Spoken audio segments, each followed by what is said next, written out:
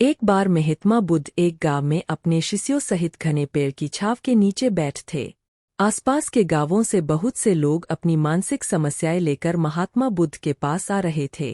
महात्मा बुद्ध उन सब की मानसिक परेशानियों का समाधान देते। सब लोग खुशी खुशी अपनी समस्याओं का समाधान पाकर वहां से लौट रहे थे।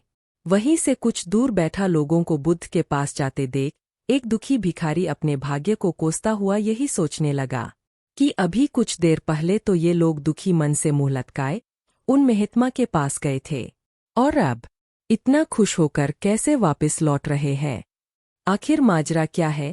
जरा मैं भी जाकर देखूं कि वो महात्मा ऐसा कौन सा खजाना बांट रहा है इन लोगों को। वे इतने प्रसन्न हुए कि उनके चेहरे लाल हो गए। जब वो दुख भिखारी कुछ नजदीक गया तो उसने देखा कि ये महात्मा तो लोगों को प्रवचन देकर लोगों के दुख का निवारण कर रहे हैं।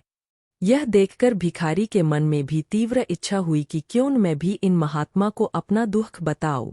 मुझे भी अपने दुख का समाधान अवश्य मिलेगा। बस फिर क्या था। समाधान पाने की लालसा लिए भिखारी महात्मा बुद्ध के सामने पहुंचा और हाथ जोड़कर प्रणाम करते हुए बोला, हे महात्मा बुद्ध, मैं भी लोगों की मदद करना चाहता हूँ। मुझे लोगों की मदद करने की बहुत इच्छा है, लेकिन मैं कैसे मदद कर सकता हूँ? मैं बहुत गरीब हूँ। मेरे पास न तो पैसे हैं और न ही कोई ऐसी चीज जिससे मैं किसी की मदद कर सकूँ। मैं कोशिश करने पर भी किसी की मदद नहीं कर सकता। मुझे भगवान ने इतना गरीब क्यों बनाया?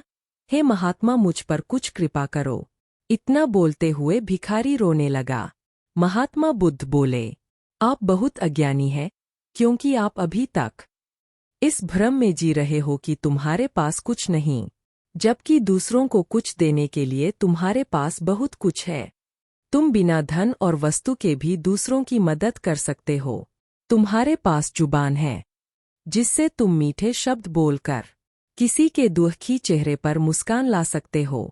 इन्हीं शब्दों की ताकत से तुम किसी के भी टूटे हौसलों को फिर से मजबूत कर सकते हो। इन शब्दों की शक्ति से आप किसी के भी मन में सकारात्मक विचारधारा के बीज बो सकते हैं और उसे गलत रास्ते पर जाने से रोक सकते हैं। तुम्हारे दो हाथों से किसी भी कमजोर या लाचार व्यक्ति की सहायता कर सकते हो। आपके दो आंखें किसी अंधे को रास्ता दिखा सकते हैं। तुम किसी के लिए दुआ कर सकते हो। यह हो सकता है कि उनके बुरे काम फिर से हो जाएं। आप किसी के अच्छे स्वास्थ्य की कामना कर सकते हैं, लेकिन अज्ञानतावश तुम अब तक इस बात को समझ नहीं पाए और इस भ्रम में अब तक जीते रहे कि तुम्हारे पास मदद करने के लिए कुछ नहीं। किसी की मदद करने के लिए धन और वस्तु का होना अनिवार्य नहीं है। बिना धन और वस्तु के भी हम कई प्रकार से लोगों की मदद कर सकते हैं। महात्मा बुद्ध के ज्ञान से भरे ये सुंदर शब्द सुनकर भिखारी के चेहरे पर मुस्कान आ गई और वह खुशी से झूमता हुआ वहां से चला गया। इस बुद्ध मोरल स्टोरी से हमने क्या सीखा? दोस्तों, महात्मा बुद्ध की इन बातों से बहुत कुछ सीखा गया।